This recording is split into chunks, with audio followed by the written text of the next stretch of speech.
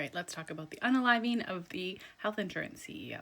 Do you find it interesting how the media is trying to spin that, there's this gunman on the loose and everyone's unsafe when people aren't afraid? Like they know that he was just doing his job, and just like Brian Thompson was just doing his job, which resulted in the deaths of hundreds of thousands of people. Thanks to capitalism, the crime of, doing that to another person in the street is a crime, but the person who is making the decisions behind the scenes to deny health insurance claims and to cause the deaths of way more people than any serial killer the world has ever seen, that is not considered a crime because capitalism puts profits ahead of people in every situation. I think we need to broaden the conversation a little bit.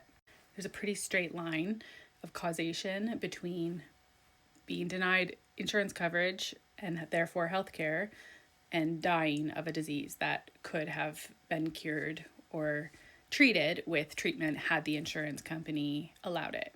So people can understand that this CEO caused deaths of people. But what about the grocery store CEOs who are hiking up the price of groceries so much that so many people are being priced out of affording healthy foods for their families and are malnourished and are then getting more and more sick, which will cause them to die earlier or potentially even starve to death if they can't get access to foods. Food banks are at capacities that they were never intended to be working at.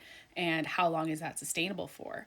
And how long is it until the people making the decisions to put the shareholders' profits ahead of a population that's starving?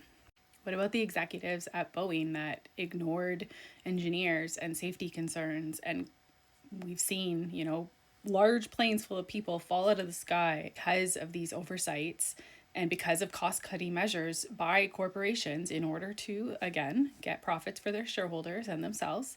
Where is the charges for the deaths of those people? When do those companies get held to account? It's not just the health insurance industry that is killing people. It is most of them under capitalism. I hope that this causes CEOs across the board to perhaps grow a conscience. They clearly don't have one, but perhaps if they fear that there could be repercussions for their actions, they might. And I don't think that's a bad thing.